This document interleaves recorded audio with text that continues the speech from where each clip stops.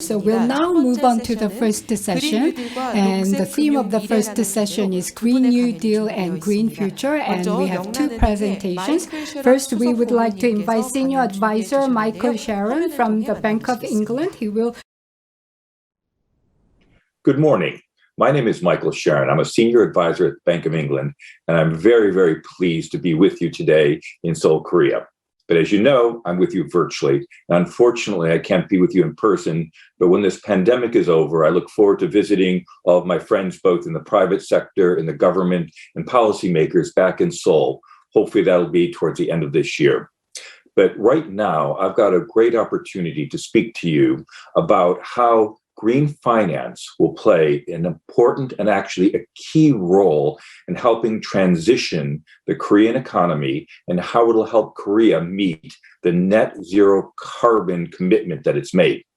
Now, before I start, I'd like to thank everyone. I'd love to thank the people who have organized this at ACRE, and most importantly, all of you that are there both in person at the conference, as well as those of you that are tuned in on Zoom. Hopefully, I'll be able to display some of the information that I've gained over the last few years, and also give you some ideas on how Korea can really take advantage of this great opportunity. Now, a little bit about me. So I'm a senior advisor in the Bank of England, and I lead a lot of our work on green and sustainable finance.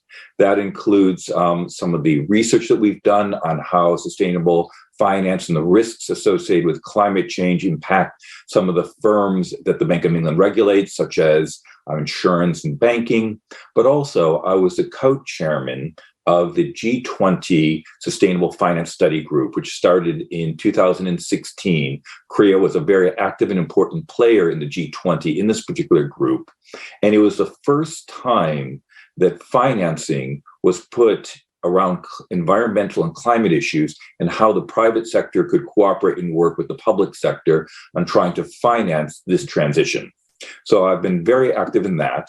And as a role coming out of the G20, the NGFS was formed. And that's basically a collection of central bankers that are focused just on climate risk and the opportunities around it. And I sit on the markets committee on that.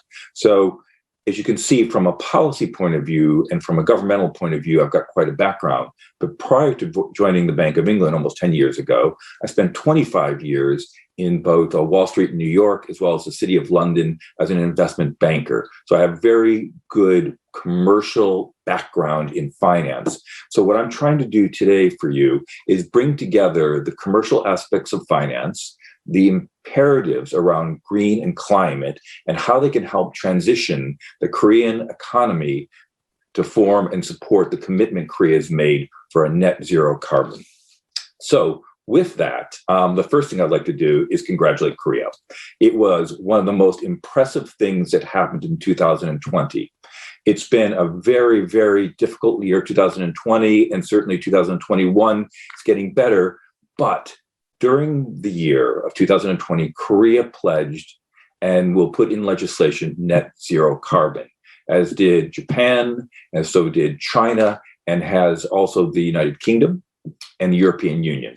And as you probably know, the United States is far more engaged in the important area around climate as well, and they're very supportive of many of these measures.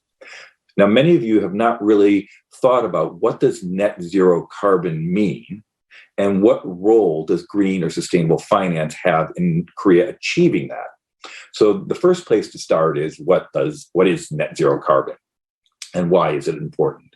So, well, net zero, and the key word in this is net.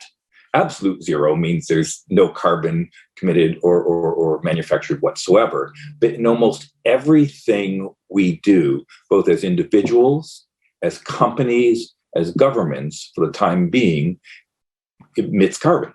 Basically, carbon comes from so much of our energy.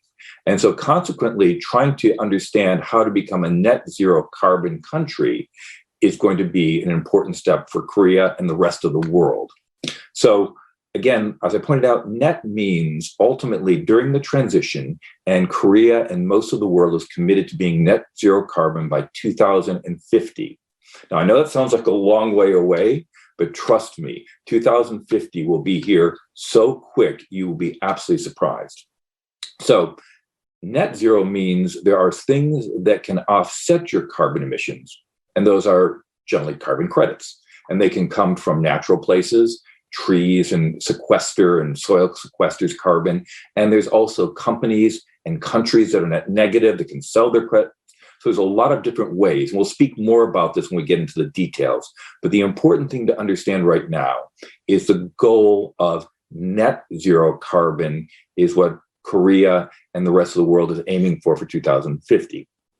So what does this mean and who does it cover? Well, as I mentioned, it covers everybody. And probably the most important part of my chat today is for us to think about how it will affect the real economy. Now, again, the key to this speech is how do we use green and sustainable finance? But finance is linked directly to the real economy. It helps companies grow by providing working capital, capital expenditure money, loans for acquisitions, but it's really the real economy that's the key here. And obviously, Korea is one of the engines of the world in terms of the real economy and producing important things such as ships and automobiles and all kinds of other industrial pieces of equipment.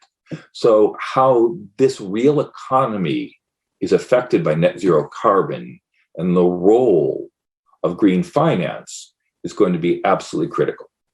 So to dig a little bit into how the real economy is going to have to change, as I mentioned, everyone's going to have to change. And if you take a look at my mug here, which I've got a nice cup of coffee, it's morning in London still, this mug was manufactured. And so somebody actually used energy to make this mug. Now, that energy most likely was from fossil fuels, and it committed carbon. So over the next 30, 40 years, this mug will have to be made without the use of carbon, which means either renewable energy or offsetting it. But ultimately, carbon, to use a fancy word, is a negative, and it's a free riding negative externality. That means as part of a business operation, as part of the workings of a company, it's something that's negative in the process of making it that nobody pays for. So as an example of this mug, if the company that made it had to also pay for either the extraction or changing things so that it committed no carbon emissions in making it, the cost of this mug might go from £2 to £10. And then I'd have to make a decision whether I want to actually buy this mug as badly as I want to. But my nephews are on here, so I would still probably buy this mug. But at the end of the day, that's the challenge in short, that we basically need to figure out how to make cars, how to build buildings, how to do every piece of the real economy in a different way. And another way of thinking about it is everything you look at outside the window, whether it be a bus, whether it be a car, a building, everything in the world, in the real economy, is going to have to either be retrofitted or substituted. Retrofitted is a good example. So United Kingdom has a distinction of having the most energy inefficient homes in all of Europe. So basically, our homes emit all kinds of heat that's wasted. I mean, some people joke that we pay so much for our homes in London that they're almost expensive tents because the heat goes out through them. So one of the things that we are going to have to do is make our homes more energy efficient, and we're going to learn how to heat them differently. Most homes in the United Kingdom are heated through gas combi boilers. And those will, over between now and 2050, will have to be removed, and they'll have to be substituted, and the homes will have to be retrofitted. So again, it's a good thing that there, as I mentioned, things will be substituted, which is combi boiler, and they'll probably be substituted with something like a heat pump, which, by the way, Korea makes a lot of. And the other things that will have to do is retrofitted, which means the homes will have to be retrofitted. And if you start thinking about that, every piece of the economy will have to change. Now, we'll talk a little bit more about the opportunities in this later, but I think right now it's worth pointing out one look at the opportunities. No one likes change. It makes people uncomfortable. They think about their jobs. They worry about things. But just to give a simple example on the combi boilers that have to be removed, and the heat pumps that are electric that will have to be put into UK homes. How you create jobs is actually quite expansive. So you start with, we need to have trained plumbers, more of them, a lot more of them, to take those combi boilers out. They're connected to gas and they're very dangerous. So you need semi-skilled labor on that. You need people trained. So you're creating jobs and taking those out. The second thing is those combi boilers can't just be crunched up and tossed someplace. They need to be taken apart by, again, semi-skilled engineers. So when you take them apart, the copper goes in one spot, the aluminum in another spot. So basically they can be reused. The word that, or the phrase that people are using now, which I think is very illustrative, is it's beyond recycling. It's almost a circular economy. So ultimately, when copper comes out, it makes itself into the real economy when those items are either taken out or removed. Instead of just throwing them away, we reuse them. So you've got jobs created in people taking apart those old boilers. And you've got jobs created in recycling, huge amounts that'll be in that. Then you'll have the manufacturing of the heat pumps, and then you'll have the installation of them, maintenance. So just on one small example, you can see how jobs can really be created in this transition in the real economy. But, and we'll get to the finance part in a bit, this has to be financed. The changing of how your factories that maybe made combination boilers now are going to have to make heat pumps. And there will be movements in the global economy on how that's done. But that's just a good example of how things have to be either retrofitted or substituted. Now, you may be asking, well, we need to do this. Well, the obvious main reason is obviously carbon and carbon emissions into the atmosphere are one of the biggest contributors of climate change. There's other gases such as methane and others that are big contributors too, but it's human industrial activity is putting it in there. And so for our species alone, that should be compelling enough. But to make sure that we really get the transition going, and as I pointed out, Korea has been one of the world leaders in committing to net zero carbon. So that's a law. The United Kingdom has done the same thing, the EU and a variety of other countries. So you've got laws that are compelling this. Then additionally, you've got regulations. And later on, both in this chat and also I'll be having some questions with some of my panelists later. And we'll talk a little bit about regulations as well, which are going to drive why you need to change and why we need to do things. And central banks and other regulators are going to be main drivers of this as well. So in terms of why you're doing it, one is it's not a bad thing to save the species, but also there's laws enforcing it and regulations. And I'll give you just a couple more quick examples here in the UK about how those free riding negative externalities, why they're so important that we change them. So I mentioned carbon. And obviously automobiles, both in their manufacturing and also in their burning of fossil fuels, contribute carbon to the air. But guess what? They also contribute other free riding negative externalities. One of those is NOx particles, which again is a pollution. They're very fine particles, and they're most associated with diesel cars.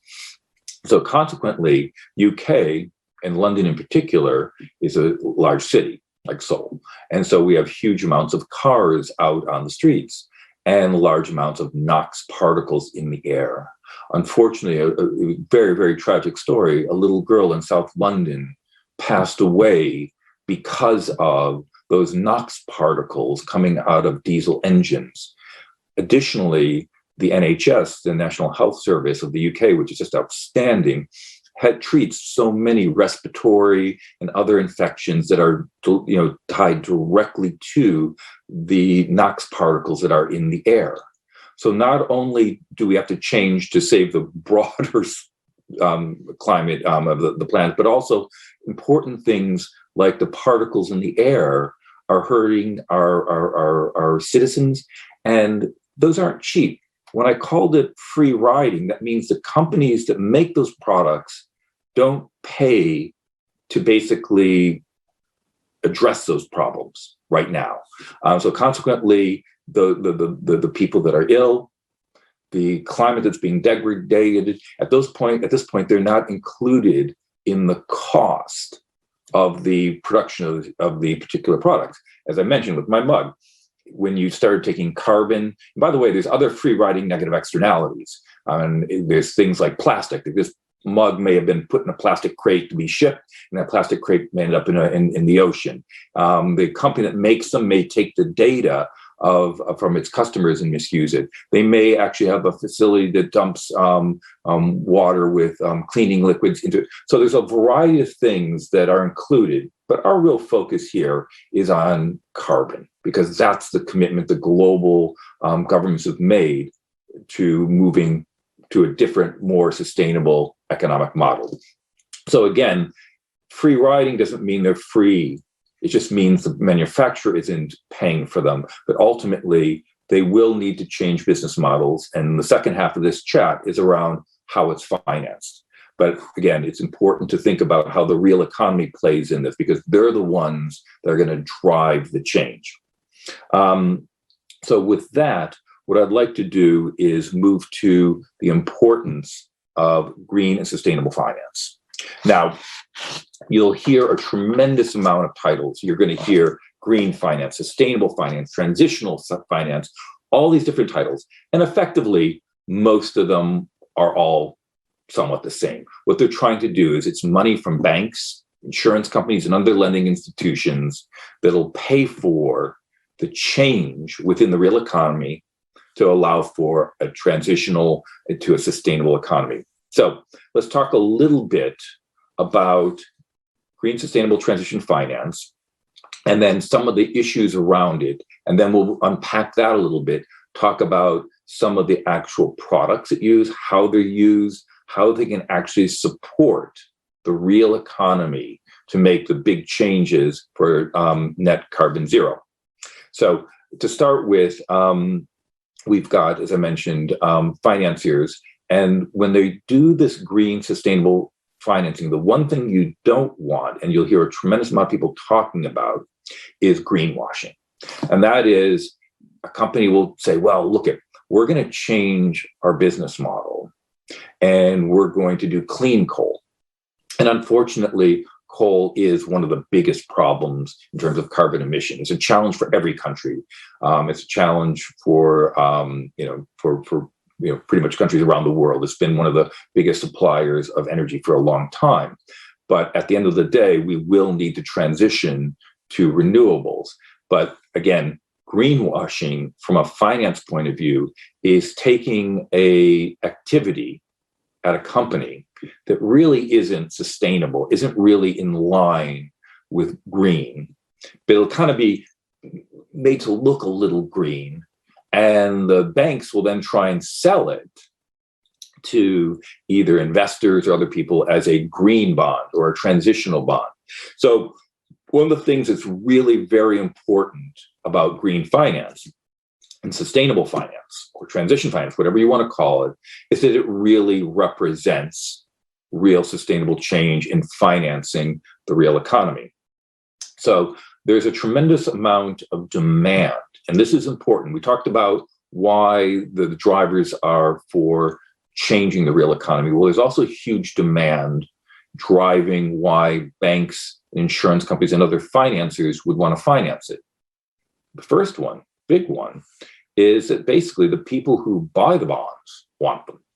So if you're a large Korean bank and you're part of the international capital markets, some of the biggest buyers of bonds, as well as equities, are insurance companies, pension funds, and sovereign wealth funds.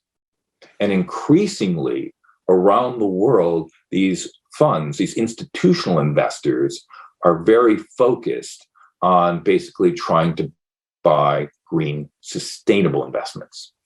So making sure that the bonds, the loans, and the financing of the real economy is truly green is absolutely essential, because if you're caught out as a greenwasher, obviously there's huge reputational risk on that both the bank as well as the company, their client, their financing, will have a negative cast upon their reputation and their integrity. So it's absolutely important.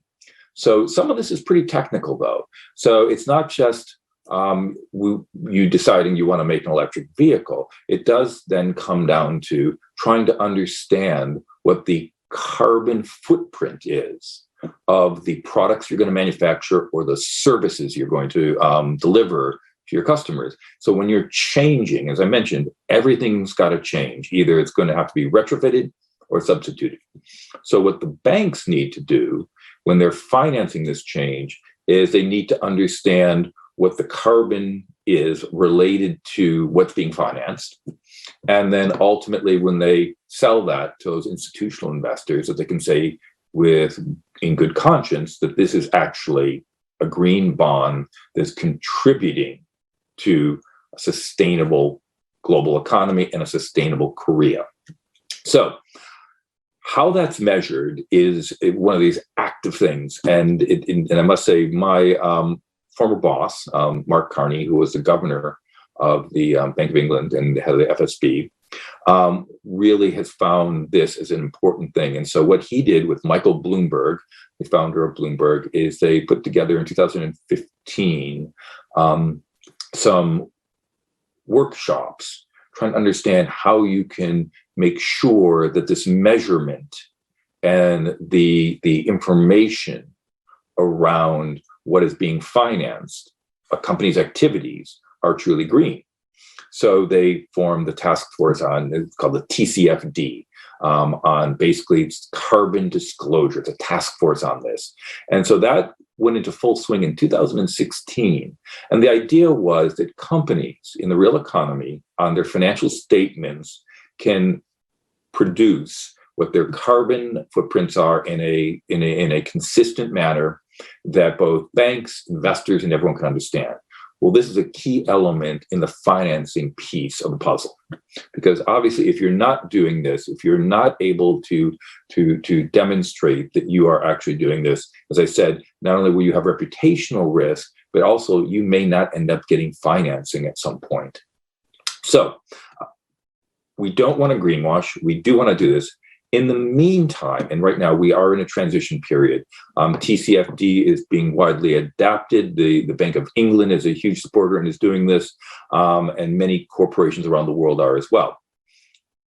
Until this has been fully adopted by all public companies, the one thing that I would suggest, I think is absolutely important, absolutely essential, is around transparency.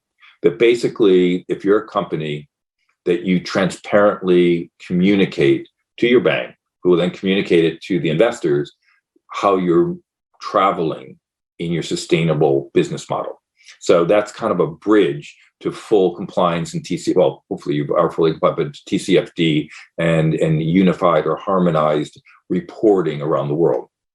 Now, also, many countries have put into place, including the EU, China, a taxonomy, which really delivers very precise, very granular description of what is and isn't green. And again, this is all about making sure, A, what is financed in the market truly is green and delivers on the transition, and what isn't. So with these as kind of a real backdrop, we can kind of move to why the green finance is absolutely crucial. So as I mentioned, CapEx, capital expenditures, which is if you're an auto manufacturer and you want to build a new plant that's going to make electric vehicles or hydrogen buses or heat pumps, you need money, capital expenditure, because this is a big capital projects to do that. If you're trying to develop the newest, most efficient form of, let's say, lithium-ion batteries or flow batteries, that takes R&D money. By the way, I understand that Korea has one of the biggest expenditures in their private sector of R&D, something that can really take advantage of on the transition, something you should be very proud of and very, very cutting edge. And then also there's something called operational expenditures, things that you do throughout the process of manufacturing your heat pumps or electric vehicles or whatever it may be. But all of this gets financed by banks or insurance companies or other financial institutions. So that's kind of where the key element around green finance is. So as real economy companies start making products and providing services that will transition Korea, the banks need to actually finance that, hence the green, sustainable, or transition financing is provided. And then ultimately, at the final end of the piece are the investors, the big insurance companies, pension funds, who buy the products, the financial products, the loans or the bonds, or the shares that come from these companies that are now making transitional green products and services. You can kind of see how things start moving around. Now, there's always been transitions in global economies. We started with horses, and we moved to internal combustion engine cars, and we're moving towards either electric or hydrogen-based mobility. But never in the history of our species has there been a transition this big and this fast. Most of the transitions took time and were not imperatives. This is an imperative because of what the implications are on carbon to the earth, and also you've got the laws and regulations around it. So, and it's in a very short period of time. So consequently, we know that this has to be done, and has to be done quickly. So it's such an important big thing, and ultimately, the amount of money you're talking about is hundreds of trillions. Roughly about 100 trillion, 120 trillion of institutional money out in the institutional marketplace for green bonds to buy. And this will also mean flowing of funds will go to those businesses that are most out in front. Now, you need to think about what are the financial products that can really drive these transitional products and companies. Well, obviously, as I mentioned, there's a capex that you can provide to a company for making their new hydrogen buses. But there's also things called asset-based financing. So you might get a loan or a bond from your bank to do the new factory, but also you would like to do small financing for the cars that are going out to people. And as you probably knew, those of you that are in the financial markets, there's something called ABS, which is asset-backed financing. And all that is you take lots of little tiny loans, let's say on electric vehicles, and you pool them together and you put them effectively metaphorically into a mug together. And so all the money being paid by the people who either lease or buy these cars are all collected together, and they pay the coupon on the bond, on the ABS bond. This is a very attractive piece of financing in the markets, and it's a grade, something we call green ABS. So not only can you get a green bond for building your new factory, you can also get your product financed through, it could be pools of heat pumps. It could be small monitors that go inside of office buildings that track the efficiency or inefficiency of the buildings. You start thinking about this, everything can be financed as you start determining the green transition in a way that you can produce even smaller loans into green bonds. Now, as we talked about, net zero carbon is something that's going to be really, really crucial on the financial markets' minds. It's also going to be on the minds of their clients. Again, the people who make the electric vehicles, the people who make the heat pumps, because ultimately, as they start moving their business, so let's say you make regular cars, internal combustion cars, and you also make electric vehicles. And combined activities, your carbon footprint is 100. And that over the next 20 years, it needs to get to zero. Now, again, the way to get to zero is two ways. One is to change your business model, which again, the green finance, the transition finance will help you do. The other way, and this is again, depending on how fast governments want the real economy to go, you can then offset some of your carbon. So if you're at 100 today, and let's say in 5 years, you need to be at 75, you can get to 80 through CapEx and change of business product, but that last 5 you can't get to. So in that case, you would need to purchase carbon credits. And again, carbon credits are, as I mentioned earlier, they either come from a source of either natural carbon credits from something that sequesters it, or they can come from carbon negative companies or countries. So you'll see that. Now, what this has to do with green and sustainable finance is it's part of the whole banking system. Right now, companies, when they need a currency swap, let's say a Korean company is looking to sell their products in the United Kingdom, they would get a won swap with pound sterling. And so consequently, you would have that put in place. Those swaps could be traded, they could be sold, they could be kept. Now, what you'll find as part of the financial products as we move forward in net zero carbon is the importance in the financial markets also for carbon credits. So I think that's an important thing to think about as well when you think about green and sustainable finance. So again, to kind of work through the products again, you can either do loans or bonds. The important thing about loans, and loans really account for right now close to 60 or 70% of all the green sustainable debt issued by banks.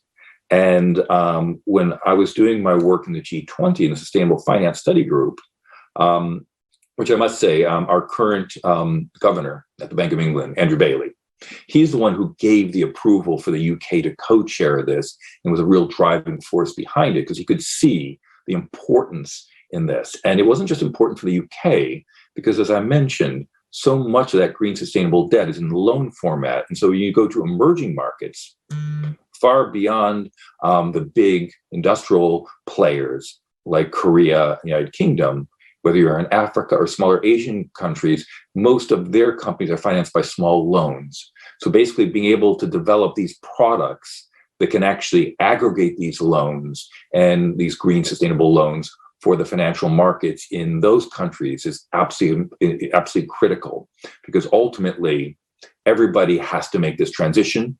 It has to be a fair transition. It has to be a transition that helps everybody have not just cleaner air, a better climate, but also safer, better jobs. So again, all these products aren't just key to countries like Korea and the UK. They're critical to everyone. Now, I would like to point out, it is a special obligation for the United Kingdom, Europe, China, Japan, and Korea to do this transition, because we're the players, we're the countries that have the capacity, we're the ones that are the largest drivers of the industrial products globally. And the G20 countries alone make up 82% of the carbon emissions. The great thing is, Korea is especially poised to be a great success. Korea has all the primordial agreements. They've got fantastic, large industrial companies with great history, market leaders, a very, very sophisticated and developed financial system, a highly educated population. Basically, there is only success that could happen for Korea now that they've made a very clear view on that they're going to a net zero carbon, that they understand, and I've been there, I've been very lucky that the UK embassy is again leading the discussions globally. And the UK embassy in Seoul has brought me to Korea, I believe at least 2, maybe 3 times in the last year, just before the pandemic came. And I spoke to your central bank, I spoke to your other regulators, but I also spoke to the banks, the private sector banks, as well as the big institutional investors. There is no doubt that Korea has the opportunity to be a world and a market leader in the transition to a net zero carbon economy. You've got the ability and the sophistication in your financial markets to make sure that green bonds, transitional bonds, and sustainable bonds and loans, these products can be the capital that will allow the real economy of Korea to make this transition. And as I pointed out earlier, when I was talking about the real economy and about net zero carbon, that it is an opportunity for not just job creation, but sustainability isn't just about the environment. It's about people, it's about jobs, and it's about families. And what a transition to a sustainable real economy means is that the children of tomorrow in Korea will have jobs that will be sustainable. They'll be part of the solution. They'll be part of the answer. They'll also have cleaner air, which means there'll be less tax dollars going towards diseases like we have in London because of NOx fumes around respiratory issues. There'll be cleaner water. And the type of opportunities that will come from this will be quite extraordinary. Now, I'm getting towards the end of my chat, and I'd like to just give you a small vision beyond even this, because what's going to actually drive the sustainable real economy that's going to be financed by green bonds and green finance is technology. And again, you've heard me talk about the lithium-ion batteries, the heat pumps, all the different things. Well, they're basically technological advancements. And that huge R&D budget, research and development that Korea does, can really lead this. And I'll leave you with a few things to think about where technology is making a huge difference. Mobility, we already know. Electric vehicles, hydrogen buses, fantastic. But also there's discussions around there'll be electric planes, from what I understand, for short haul in the next few years. There'll be hydrogen large trucks to carry products. And also I've seen hydrogen ships. So shipping will change massively. So mobility will be a huge, huge change. But agriculture, things like vertical farms, which use 90% less water. The nutrition value is great. You get 26 crops a year. It's almost like skyscrapers that you can circle large cities on that can be powered by solar or wind. Real estate, again, new properties can be built efficiently and sustainably. Older ones can be retrofitted. And of course, finally, energy. And that's probably the most important thing, is that now, nowhere in the world can you produce a gigawatt of energy cheaper than by either solar or wind. So there was a time when fossil fuels were cheaper, they were easier. But ultimately, if you're looking for both the cheapest source of energy, the cleanest source of energy, and also, to be quite honest, the most secure, it's from the wind and from the sun and from the seas in each economy's country, which is absolutely essential as well. And it saves huge amounts of expenses tied to transportation and logistics. So I guess what I'm trying to say is that the future is something that we should actually be looking and embracing with great excitement, because ultimately sustainability is bigger than just the key elements that you might see on the news. It's about a different way of life, a safer way of life. And what's going to make this happen is the forethought, the creativity, and the designs around the real economy to embrace this. It's been, the Korean government has said, this is what we want. And then obviously for the financial community, the community that I've been part of my whole life, to meet the demands of the real economy of Korea, to make sure that sustainable buildings, mobility, agriculture, and energy drive the economy, drive jobs, and more importantly, a great opportunity for the future. So with that, I will end this chat. And there's a few things I'd like to talk about, which I think I get the opportunity during our panel, talk a little bit more about what the Bank of England is doing, and some other elements related to this chat. But with that said, I'd like to again thank you very much for listening to me. Hopefully, there's been some new information you've learned, and that I'm sure I've seen the other panelists and guests, they're outstanding. Again, I wish you a very good day, and thank you very much. Goodbye. 네, 고맙습니다. 영란은행 마이클 셰런 수석 고문님께서 Thank you very much. We have heard from Senior Advisor Michael Sheren. He has talked about net zero carbon efforts and Korea's competitiveness, roles and responsibilities in that transformation.